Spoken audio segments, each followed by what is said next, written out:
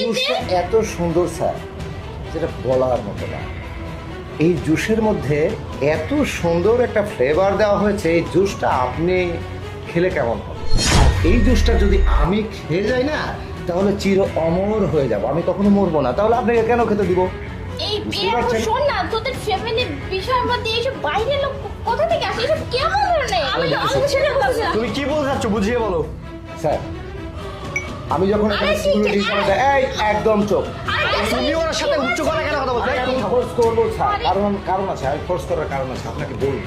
আপনি যদি আমার ফোর্স করার কারণ উদ্ঘাটন না করতে পারি, তাহলে আপনি আমাকে পানিশমেন্ট করবেন। আরে তোমার আমি যখন এই রুমে ঢুকছিলাম, আরে এসব কি হচ্ছে? এসব কি হচ্ছে? বলতে দিচ্ছে না। আমি বলছি না চুপ করতে। আরে কি বলছ? আমি যখন রুমে ঢুকছিলাম, ঢুকে আপনার এখানে সিকিউরিটি হিসাবে দাঁড়িয়েছিলাম, ঠিক সেই মুহূর্তে ওরা এই জুসটা বানিয়ে এনেছে। এবং এই যে নববধূ না, উনাকে বলছে যে এখানে বিষ মেশাতে। ওনার হাতে সিরিঞ্জ ছিল, সিরিঞ্জটা আমি কেড়ে নিই এখানে দেই।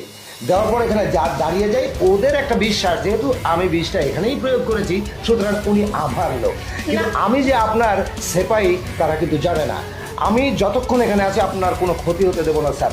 এই কারণে আপনাকে আমি এটা খেতে দিতে পারি না। সব উল্টাপাল্টা কথা বলতেছো তুমি। জি স্যার, আপনি বিশ্বাস না করলে, এই একদম চুপ, আপনি বিশ্বাস না করলে ওদেরকে খাইয়ে দিন। দেখুন, আপনি এসব কিচ্ছু করেনি তো। এসব করতে যাও কেন? আরে এইসব কেন করতে যাও বলুন তো আপনি? জুসটা খাও তাহলে। আমি কেন জুসটা খাবো? হ্যাঁ? হ্যাঁ, আমাদের এর মধ্যে এমন কোনো কিছু হয়নি, বুঝতে পারছো? উনি আমাদের সৈনিক, উনি ওর জীবন চলে যাবে, আমার জন্য জীবন দিবে, তবুও উনি মাথা নত করবে না। জুসটা খাও, খাও জুসটা। আবার কেন? তার মানে তোমরা জুসের মধ্যে খারাপ কিছু মিশাইছো না। আমাকে মেরে ফেলার জন্য? হ্যাঁ, উনি কখনোই মিথ্যে কথা বলতে পারে না। স্যার, আপনি ওটুকু দিন, আমি এখানে। হ্যাঁ, ছেড়ে দাও, আমার যা উদার হয়ে গেছে। ওনাদেরকে ক্যাম্পে নিয়ে যাও। আরে কি করছো? আরে দিলাই কি হচ্ছে?